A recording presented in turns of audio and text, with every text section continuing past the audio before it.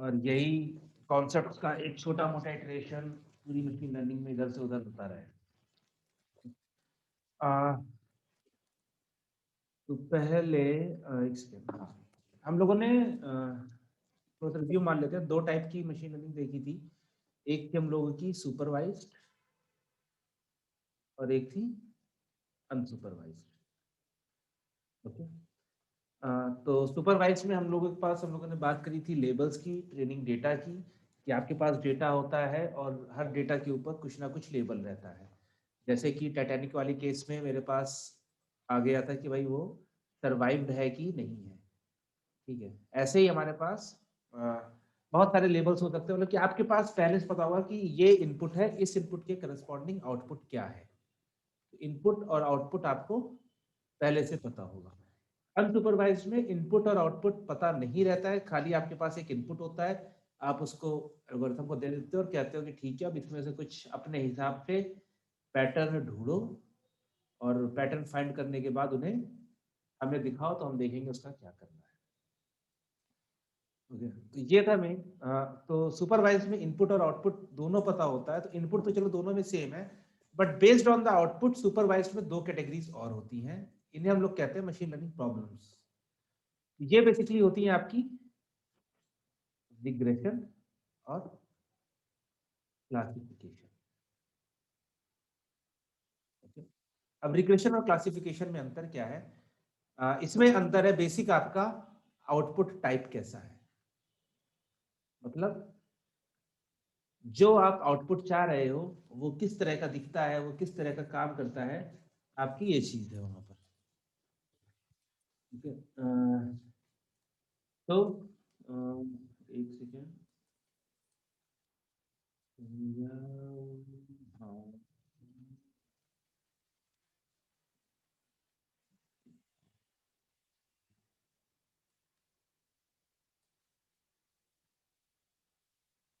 हाँ, output type. Okay, तो पहले देखते हैं कि क्लासिफिकेशन क्या है। तो क्लासिफिकेशन होता है जिसमें हम लोग कोई कैटेगरी असाइन करते हैं। मतलब जैसे मान लीजिए कि आप फोटोज में से डॉग या कैट पहचान रहे हैं, तो आप उसे दो पार्ट में डिवाइड करो ना, कि या तो डॉग होगी या तो कैट होगी। दो कैटेगरीज हैं यहाँ पर। ठीक है, क्या ये कस्टमर अपना लोन देगा? ठीक है, विल दिस कस्टमर पे द लोन? तो इसके कितने आंसर हो सकते हैं मेरे पास? यस, नो और माइट बी, मे बी। ठीक है, देखिए तीन ही हो सकते हैं। ठीक है, ये जो आपके बॉडी पर एक गांठ पड़ी है, क्या वो कैंसरस है? ठीक है, ठीक है। फ्लावर कैसा है? आपने कोई फोटो भेजी है, फोटो में फ्लावर्स है, तो आपको फ्लावर्स पहचानने हैं। तो ये आपके कुछ ही फिक्स होंगे, जैसे रोज हो गया, मैरीगोल्ड हो गया और गेंदा हो गया। उसी को शायद मैरीगोल्ड कहते हैं, पता नहीं। ठीक है, तो जहां पर हमारे पास आउटपुट में नंबर ऑफ कैटेगरीज फिक्स हो, उसको हम लोग कहते हैं क्लासिफिकेशन, क्योंकि आप उसे क्लासिफाई कर रहे हो। इसको आप इस तरह समझ लो कि आपके पास बहुत सारी बकेट्स हैं, जो आपका आउटपुट आ रहा है वो किसी एक बकेट में आ रहा है। जैसे कि आप फोटो में से डॉग, मतलब कि एनिमल पहचान रहे हो, तो डॉग हो सकता है, कैट हो सकता है, एलिफेंट हो सकता है, बर्ड हो सकती है और काऊ हो सकती है। तो आपके पास खाली ये पांच आउटपुट है।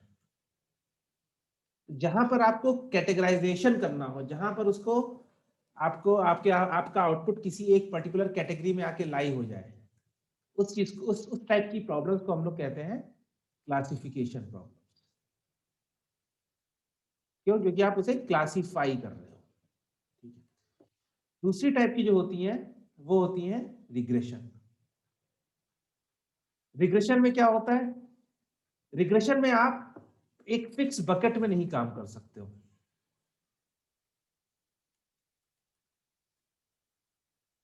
यहां पर आपकी जो वैल्यू है, जो आपका आउटपुट है, वो एक नंबर हो सकता है, और उस नंबर की रेंज कुछ भी हो सकती है।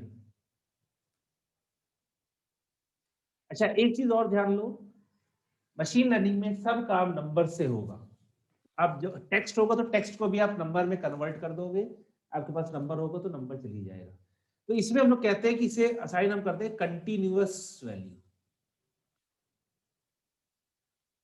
कंटिन्यूअस का मतलब क्या है कि उसकी रेंज कहीं से कहीं कुछ भी हो सकती है। एग्जाम्पल के तौर पर आप ले लो कि भाई कि इसका स्टॉक प्राइस कितना है, आपको स्टॉक प्राइस बताना है। तो स्टॉक प्राइस कुछ भी हो सकता है, 10 रुपए भी हो सकता है, 10,000 भी हो सकता है, 10.30 पैसे, 10 रुपए 30 पैसे भी हो सकता है, 110 रुपए भी हो सकता है, 120 रुपए भी हो सकता है, कुछ भी हो सकता है। तो इसको आप ना किसी बकेट में नहीं डाल सकते कि भैया ये 10 रुपए वाली बकेट है, ये 20 रुपए वाली बकेट है, ये 30 रुपए वाली बकेट है, ऐसे नहीं। क्योंकि ये इसमें भी हो सकता है, इसके बीच में कोई वैल्यू हो सकती है, उसमें भी हो सकता है। या फिर जैसे कि आपका एज कितनी है, तो एज आपकी कुछ भी हो सकती है, 0 से लेकर मान लो कि 100 तक लोग जीते हैं, तो 100 तक कुछ भी हो सकती है। इसको आप फिक्स कैटेगरी में नहीं डाल सकते, ठीक है। या फिर आपकी हाइट हो गई, हाइट में क्या होता है मेरे पास कि भाई कि आपकी हाइट मान लो कि 2 फुट 3 फुट से लेकर 6 फुट तक या 8 फुट 10 फुट तक भी जा सकती है, 10 फुट तक कुछ भी हो सकती है। तो जहां पर हमारे पास एक वैल्यू की मतलब इन्फिनाइट वैल्यूज हो सकती हैं, इन्फिनाइट वैल्यूज हो सकती हैं, उस तरह की प्रॉब्लम्स को, जहां पर इन्फिनाइट वैल्यूज का आउटपुट होता है, इस तरह की प्रॉब्लम्स को हम लोग कहते हैं रिग्रेशन प्रॉब्लम्स। जहां पर आपके पास फिक्स नंबर ऑफ वैल्यूज होती हैं, वही उनका आउटपुट होता है फिक्स नंबर, मतलब किसी पर्टिकुलर कैटेगरी में, उस टाइप की प्रॉब्लम्स को हम लोग कहते हैं क्लासिफिकेशन प्रॉब्लम्स, ठीक है। और ये खाली सुपरवाइज्ड में होता है, क्योंकि सुपरवाइज्ड में ही आपके पास आउटपुट होता है, अनसुपरवाइज्ड में तो आउटपुट ही नहीं होता ना। तो जब भी आप सुपरवाइज लर्निंग करेंगे या सुपरवाइज ट्रेनिंग करेंगे, तो आपको हमेशा अपनी प्रॉब्लम पता होनी चाहिए कि आप क्लासिफिकेशन कर रहे हो कि रिग्रेशन कर रहे हो। अच्छा, आप बताओ मेरे को, मुझे वेदर देख के टेम्परेचर बताना है, ये कैसी प्रॉब्लम होगी?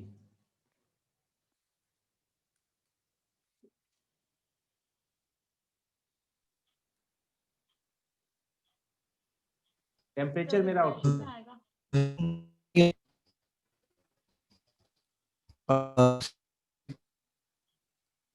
सॉरी गौरव, शायद आपकी आवाज कट रही है।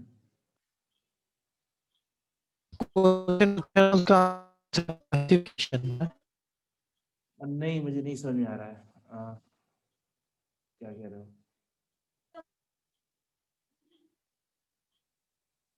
सर मेरी आ रही है। हेलो सर, ये आवाज आ रही है? हाँ, अभी आई। अच्छा, क्लासिफिकेशन प्रॉब्लम। नहीं नहीं, आप कह रहे हो क्लासिफिकेशन, राइट? सर रिग्रेशन हो सकता है। अच्छा देखो, टेम्परेचर की वैल्यू क्या मैं कह होती रहा है? हूँ क्लासिफिकेशन। Okay, शायद आप क्लासिफिकेशन कह रहे हो गौरव, मैं कंफर्म नहीं हूँ, बट अगर क्लासिफिकेशन या रिग्रेशन कह रहे हो तब भी, तब ठीक है। इसका आंसर है रिग्रेशन। इसका आंसर कैसे आएगा कि आप ये सोच लो कि टेम्परेचर की वैल्यू क्या हो सकती है, -273 के से लेकर 10,000 के तक हो सकती है। सूरज की मतलब जैसे मान लो कि 6,000 केल्विन है सूरज का, कुछ 6,000 डिग्री सेंटीग्रेड है, ठीक है। तो -273 डिग्री सेंटीग्रेड से 6,000 डिग्री सेंटीग्रेड तक हमें पता है। इसके बीच में कुछ भी हो सकता है ना, जरूरी नहीं है कि 273.2 हो, 273.3 हो, कुछ भी हो सकता है। ये नंबर है, ये नंबर कुछ भी हो सकता है। तो जहां पर कुछ भी हो सकता है, जहां इन्फिनाइट नंबर ऑफ वैल्यूज हैं, वहां पर आपके पास हमेशा रिग्रेशन प्रॉब्लम होगी।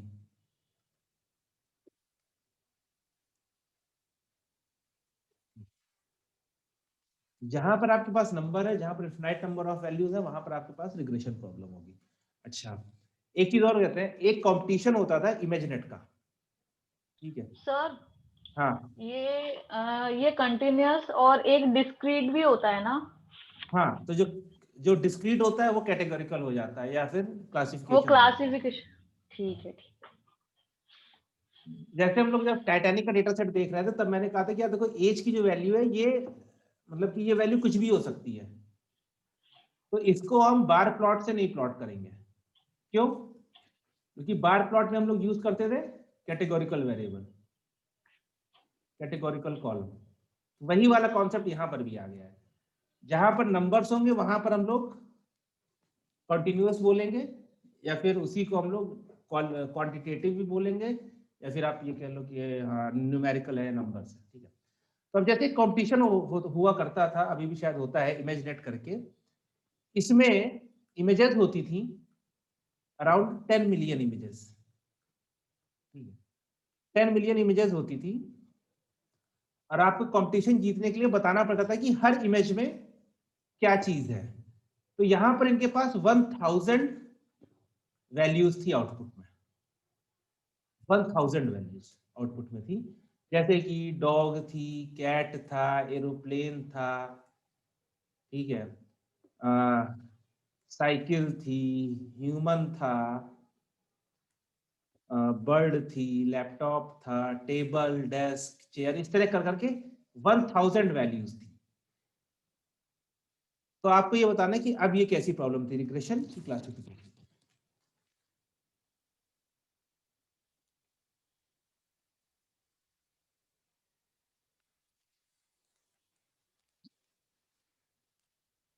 अब चाहो तो चैट में लिख सकते हो, कोई दिक्कत नहीं है।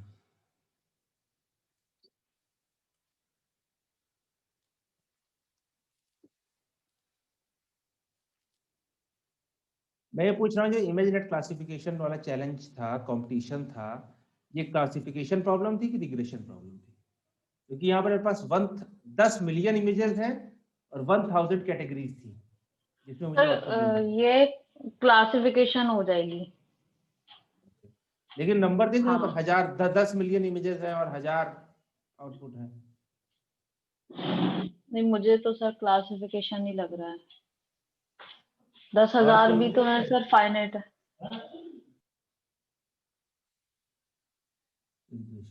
ओके ओके, देखिए गौरव, ये क्लासिफिकेशन ही प्रॉब्लम है। वो इसलिए है क्योंकि यहां पर भले मेरे पास 1000 आउटपुट है, लेकिन ये 1000 फिक्स है, ठीक है, ये 1000 है। अगर 1 लाख भी होते बट लेकिन अगर 1 लाख फिक्स है तो ये मेरी क्लासिफिकेशन ही प्रॉब्लम रहेगी।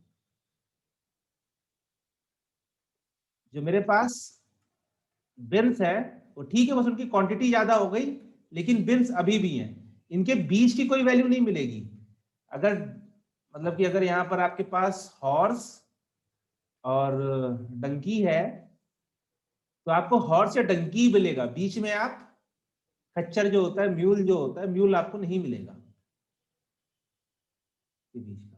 तो झले 1 लाख कैटेगरीज हो जाए, अगर फिक्स है तो,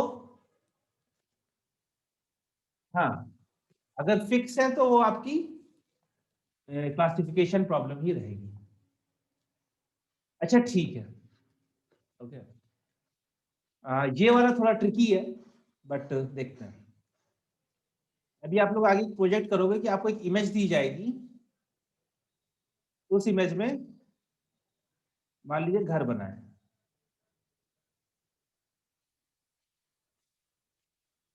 ठीक है, तो उस इमेज में आपको घर का एड्रेस देना, मतलब कि बताना है कि इमेज में आप एक एरिया ब्लॉक कर दोगे, आपकी जो मशीन लर्निंग की एल्गोरिथम होगी वो बताएगी कि ये आउटपुट में बताएगी कि ये बॉक्स है जिसके अंदर घर है।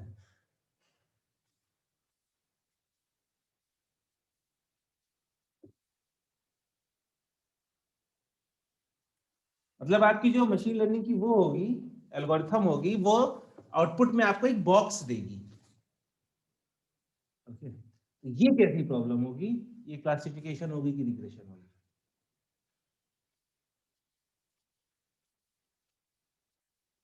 आप इनपुट में एक इमेज दोगे और आउटपुट में आपको एक बॉक्स मिलेगा।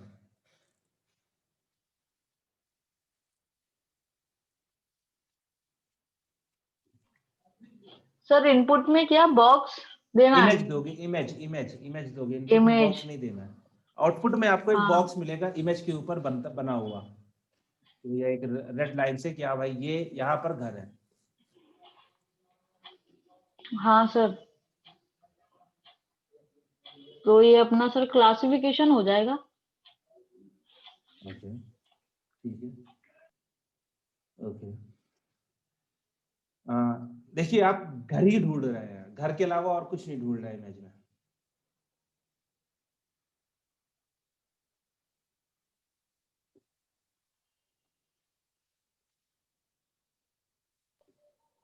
नहीं आया सर समझ में। ये आप गूगल पे आवाज देखते हो ना। हेलो। हेलो सर, मेरी आवाज आ रही है? हाँ आ रही है, आ रही है। सर ये क्लासिफिकेशन होएगा, मैं थोड़ा सा समझने के लिए एक्सप्लेन करना चाहता हूँ, जहाँ गलत हाँ होगा फिर आप मेरे को टोकना कि नहीं ऐसा नहीं है। देखो, अगर जैसे ये क्लासिफिकेशन होएगा, क्यों होएगा क्लासिफिकेशन?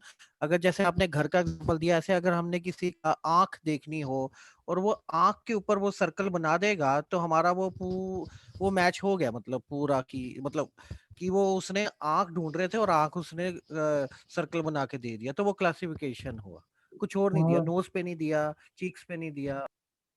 हाँ ठीक है। अच्छा मैं इसीलिए करो कि भाई ये आपका आउटपुट में एक बॉक्स दे रहा है। बॉक्स मतलब कि बॉक्स क्या होता है? बॉक्स के आपके पास 4 कोऑर्डिनेट होते हैं ना।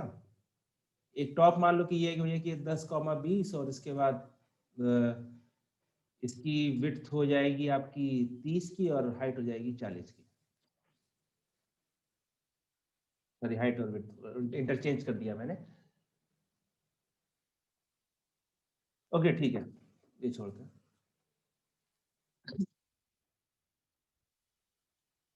आपको एक फोटो दी गई है, ठीक है। आपको आपके पास मान लो काम है, ठीक है। आप अपने ऊपर लो कि आपके पास काम है, आपके पास 1000 फोटोज है, ठीक है। उस 1000 फोटोज में आपको स्केच पेन से एक रेक्टेंगल बनाना है जहां जहां पर घर होगा, जहां जहां पर घर बना होगा फोटोज में। जो काम हम लोग अभी गूगल कैप्चा में करते हैं ना कि कहाँ कहाँ पर ट्रैफिक लाइट है या क्या है, तो ऐसे मान लो आपके पास 1000 फोटोज पड़ी हैं और आपको बॉक्स बनाना है स्केच पेन से।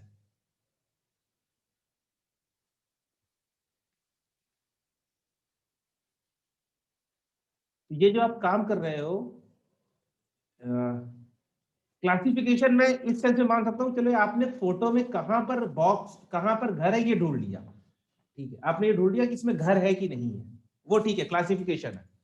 क्योंकि घर है या घर नहीं है वो क्लासिफिकेशन हो गया। मैं बात कर रहा हूँ कि जो आप स्केच पेन से बॉक्स बना रहे हो ये क्या होगा।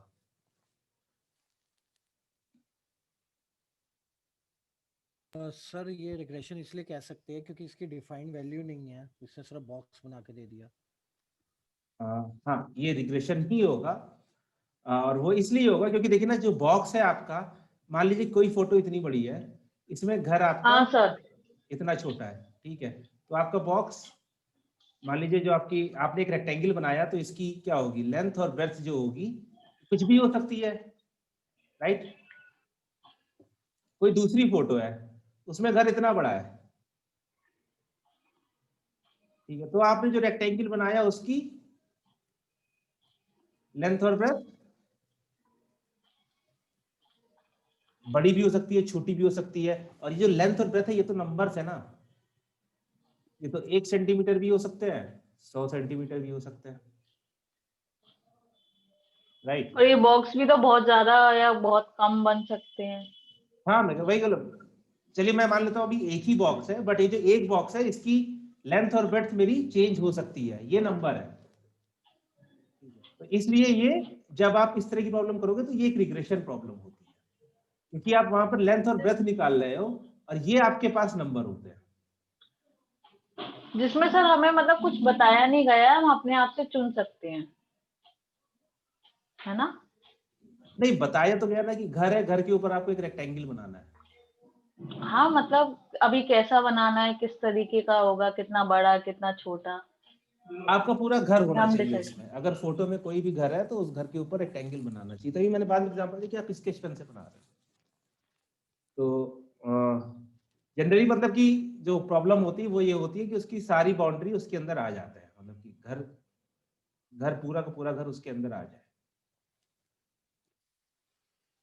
मेन बात आप ये ध्यान रखो कि आप कोई नंबर निकाल रहे हो या कोई कैटेगरी निकाल रहे हो, ठीक है, रिग्रेशन और क्लासिफिकेशन में। अगर आप कोई नंबर निकाल रहे हो तो वो आपकी रिग्रेशन प्रॉब्लम हो जाएगी, अगर कोई कैटेगरी निकाल रहे हो तो वो आपकी क्लासिफिकेशन प्रॉब्लम हो जाएगी। ये थोड़ा सुपरवाइज में पता होना जरूरी रहता है, क्योंकि इससे आपकी चीजें काफी आसान हो जाती हैं कि आप कौन सी एल्गोरिथम लगा सकते हो, कौन सी नहीं लगा सकते। तो इसी पर अभी हम लोग आगे शुरू करते हैं पहला टॉपिक, जो कि है लीनियर रिग्रेशन।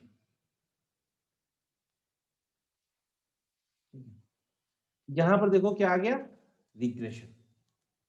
रिग्रेशन आ गया तो इसका मतलब क्या हुआ, यहां पर हम कोई ना कोई नंबर निकालेंगे या फिर कोई कॉन्टिन्यूअस वैल्यू निकालेंगे। सर एक लॉजिस्टिक होता है, वो भी यही होता है? लॉजिस्टिक रिग्रेशन में भी हम लोग एक नंबर निकालते हैं, बट उसके बाद हम उसको किसी चीज से पास करते हैं तो वो हमें दो बिंस दे देता है, यस और नो।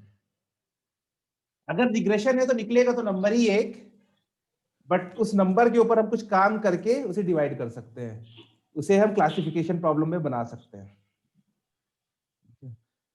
सो लॉजिस्टिक रिग्रेशन में नंबर निकालते हैं, वो नेक्स्ट एल्गोरिथम है, बट आज के लिए लीनियर रिग्रेशन है और ये थोड़ी सी लंबी चलेगी। तो लेकिन रिग्रेशन है तो नंबर ही निकालना है। ओके, तो शुरू करते हैं। कैसे शुरू करें?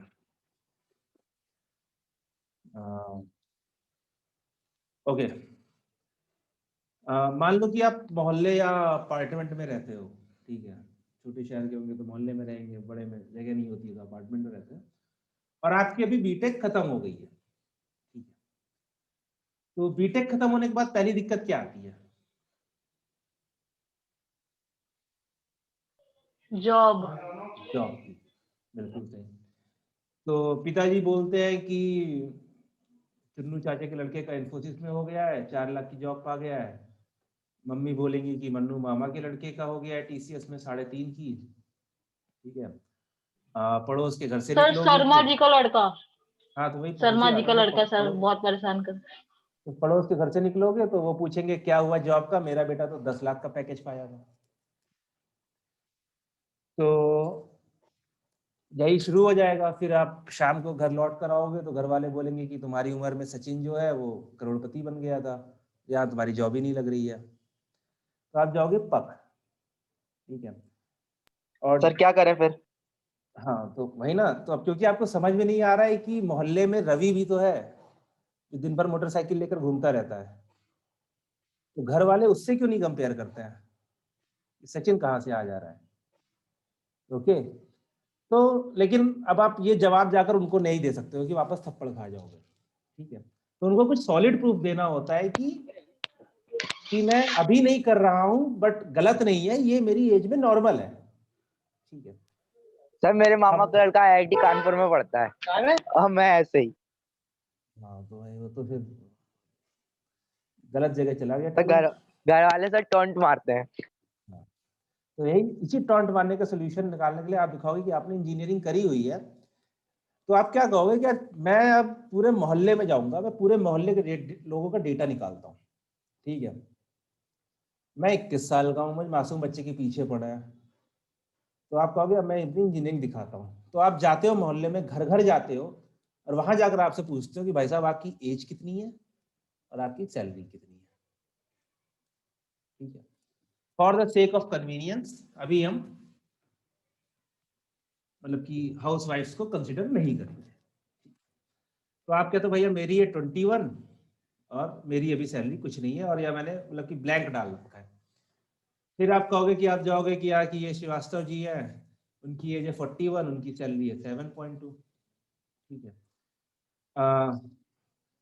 आप शर्मा जी के लड़के के पास जाओगे, उसकी एज है 25 और उसकी सैलरी हो गई है 15, पैकेज ही 10 का लगा था, ठीक है। शर्मा जी से भी आप पूछ लोगे, उनकी एज है 45 और उनकी सैलरी है 12 lakhs, ठीक है, आप किसी और के पास गए, उसने बताया 36, 31 और उनकी सैलरी है 6 लाख पर एनम, तो ये लाख पर एनम है कंफ्यूजन में। तो आप इसी तरह आपने मोहल्ले में जितने भी 150 लोग रहते थे सबका आपने डेटा उठा लिया। डेटा उठाने के बाद आपने क्या किया कि चलो यार, क्योंकि मैंने सायो लैब से विजुअलाइजेशन भी पढ़ लिया था, तो मैं एक प्लॉट बना लेता हूँ। यहाँ पर एक्स एक्सिस पर एज और वाई एक्सिस पर सैलरी। तो आप एक जेनरिक देखोगे तो इन्हीं सब पॉइंट्स को आप प्लॉट करोगे। तो यहाँ से मान लो कि आपकी एज शुरू होती है 15, 20, 25, 30, 35, 40, 45, और ये आपकी सैलरी शुरू हो जाती है कुछ 10,000 हो गया आपका, 1.2, 2.4, 3.6 एंड सो ऑन करते करते 25 लाख। तो आप जब प्लॉट करोगे तो आपको जनरली कुछ ऐसा मिल जाएगा प्लॉट कि यहाँ पर कुछ पॉइंट्स हैं, यहाँ पर कुछ पॉइंट्स हैं। ठीक है, स्कैटर जैसा। हाँ स्कैटर। अच्छा, स्कैटर प्लॉट क्यों बनाओगे आप? क्रॉस का मतलब है एक डॉट, स्कैटर क्यों बनाओगे? पहला सवाल ये आता है। सर ये कंटिन्यूअस इसलिए। हाँ, दोनों कंटिन्यूअस है, एज भी कंटिन्यूअस है, सैलरी भी कंटिन्यूअस है। यहाँ पर बार प्लॉट नहीं बनेगा, यहाँ पर स्कैटर प्लॉट बनेगा। ठीक है, तो इसी तरह आप बनाओगे। बट कुछ लोग दुष्ट भी होते हैं, जवानी में ज्यादा पैसा पा जाते हैं, और कुछ लोग की किस्मत खराब होती है, बाद में भी कम पैसा रहता है। ठीक है, तो आपने ये प्लॉट बना लिया। ठीक है, अब दिक्कत ये है कि मोहल्ले में आपकी एग्जैक्ट उम्र का कोई नहीं था, या 2-3 लोग थे। पहले हम मान लेते 21 पर है, तो 21 वाला मैं ही हूँ, और 21 पर आपके साथ 2-3 लोग और बीटेक कर लिए थे, क्योंकि बीटेक में बहुत स्कोप है। तो कुछ का पैकेज लगा है, एक एक की जॉब नहीं लगी है, और एक की जॉब लग गई है यहाँ 3.6 पे, और एक की जॉब हमारे जो चुन्नू चाचा का लड़का है उसकी लग गई है 5 पर। ठीक है, और एक की नहीं लगी है, 0 में। ठीक है, तो ये है 21 years of age. 21 years of age. तो अब आप क्या कहोगे?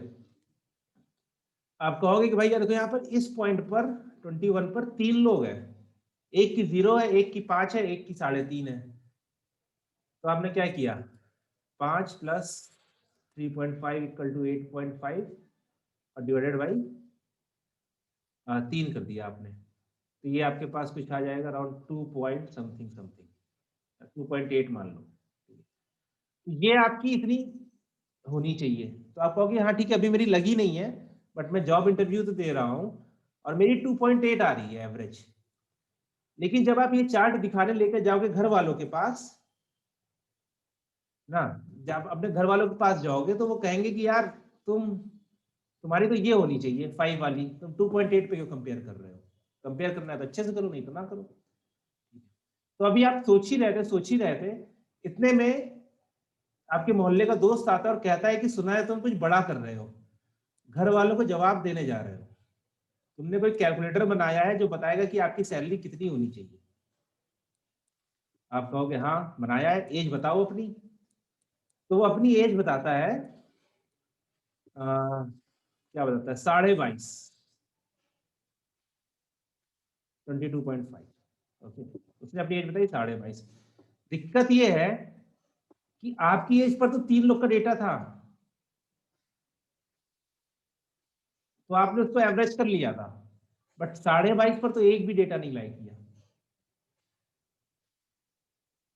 तो जब कोई डेटा ही नहीं लाई कर रहा है तो आप एवरेज कैसे करोगे? तो सर इनपुट ले लेंगे अपन, क्या चीज दे दोगे? यही उस एज डेटा। का कोई बंदा ही नहीं था, नहीं अब उसे डेटा आपके पास आ गया है, अब आप डेटा नया ले नहीं सकते हो, जो आ गया सो आ गया। अच्छा। मोहल्ले भर आपने ले लिया, पूरे मोहल्ले का आपने ले लिया है। ठीक है, और 22.5 की एज में कुछ है नहीं अभी आपके पास डेटा। ठीक है, तो आप सोचते हो कि अभी क्या बताए इसको, तो आप उसे कहते हो यार कि ऐसा करता है, ये कैलकुलेटर ना बहुत कॉम्प्लेक्स है, एक दिन में रिजल्ट देता है, तुम कल आना, कल बताएंगे ये चीज, ठीक है। तो वो कहता है ठीक है कल आऊंगा मैं, कल मैं भी अपने माँ बाप को जवाब दूंगा। तो वो टिकड़म ढूंढने लगता है, आप फिर वो चला जाता है, आप टिकड़म ढूंढने लगते हो। तो आप देखते हो कि आपको समझ में नहीं आ रहा है कि एवरेज वाला सीन तो फेल हो जाएगा क्योंकि इस पॉइंट पर कोई डेटा ही नहीं है, और डेटा हमें हर किसी भी एज का चाहिए अगर मुझे खुश करना है सबको। तो आप ग्राफ देखते हो, ग्राफ देखते हो, तो आपको समझ में क्या आता है, आपको समझ में आता है यार ग्राफ में ना एक चीज होती है प्लॉट में, जिसको हम लोग कहते हैं लाइन। रेंज। नहीं, लाइन। लाइन की खास बात क्या होती है कि लाइन के पास सर हम रेंज से भी तो बता सकते हैं, क्या रेंज, जैसे 21 की एज का जो डेटा है और 22 की एज का जो डेटा है, उन दोनों के बीच में ये रेंज के हिसाब से इसकी हो सकती है, ऐसा नहीं करेंगे? 21 की एज में आपके पास यहाँ पर 3 डेटा था, और 22 22। के बाद 22.5 ही है, तो 22 की रेंज में आपके पास यहाँ पर था और ये 22.5 था। हाँ तो इसके बीच की हो सकती है, ऐसा नहीं बोल कितनी सकते? बड़ी रेंज है, 3.5 लाख से 25 लाख की रेंज है।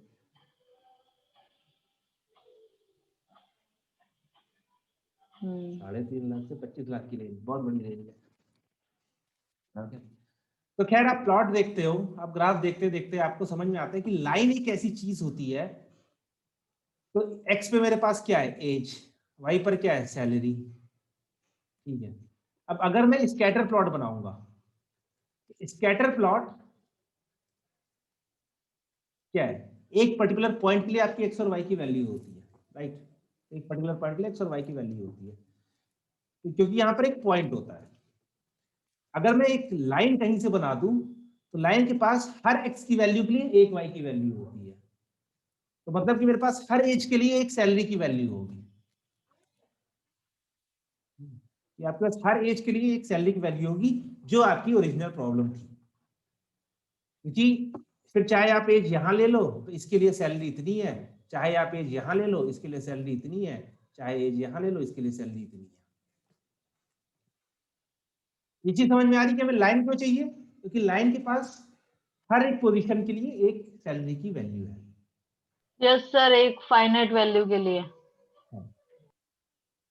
क्योंकि अब आप एज चाहे इसमें ऐसे निगेटिव तो जाएगी नहीं, क्योंकि निगेटिव नहीं हो सकती है, बट आप एक कुछ और रखते हो तो हो सकता है चली जाती है, बट अभी एज है तो पॉजिटिव वैल्यू के लिए आपके पास हमेशा एक ना एक वैल्यू मिल जाएगी, तो आपके जो दोस्त वाली दिक्कत है वो सॉल्व हो जाएगी। तो लाइन एक सोल्यूशन तो हो सकता है, बट वो लाइन कैसी होगी, ठीक है। तो पहले देखते हैं कि पहले लाइन का वो क्या है।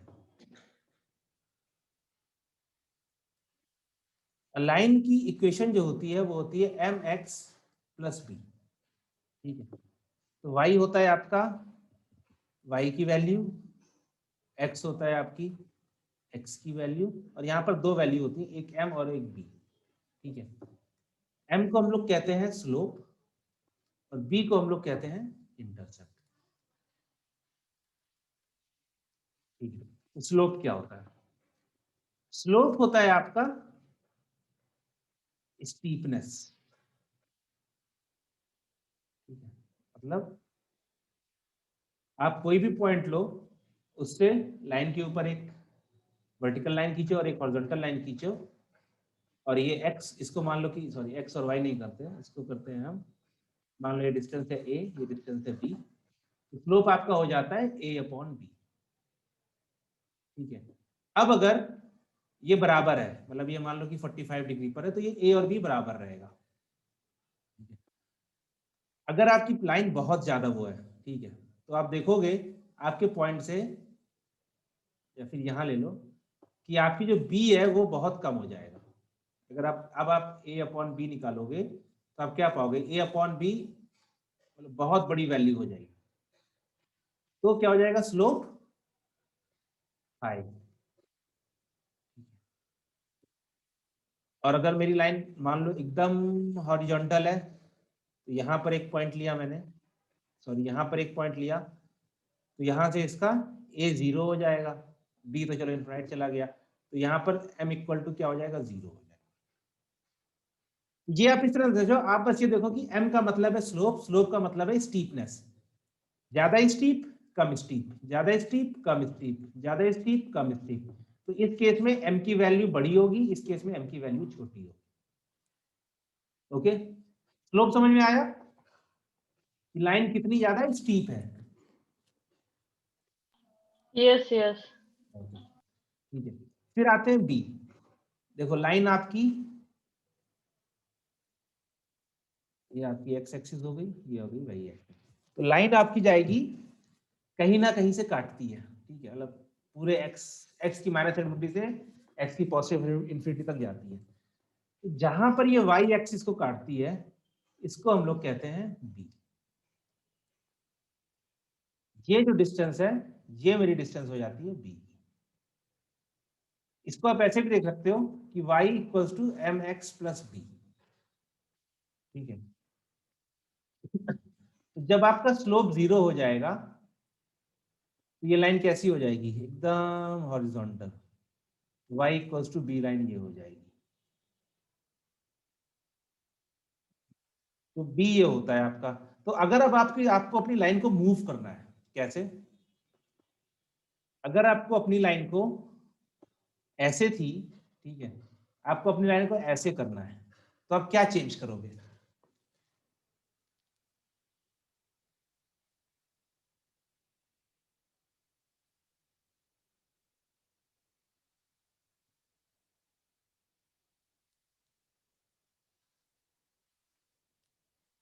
कुछ बताना चाहेगा, अगर दिक्कत आ रही है सर तो। एक बार और सर पूछ लो। ठीक है, मेरी ओरिजिनल लाइन थी ऐसे, ठीक है,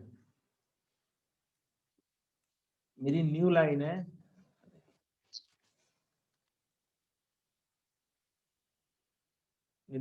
ऐसे, ठीक है। मेरी इक्वेशन होती है लाइन की y equals to m x plus b, मतलब आप x की कोई वैल्यू रखो, y की वैल्यू मिल जाएगी, ये दोनों वैल्यूज आपकी फिक्स रहती है। मैं ये पूछना चाह रहा हूं कि मुझे पहले मेरी लाइन ये थी, अब मेरी लाइन ये है, ये हो गई ओल्ड, ये हो गई न्यू। तो इस इक्वेशन में मैं क्या चीज बदलूंगा जो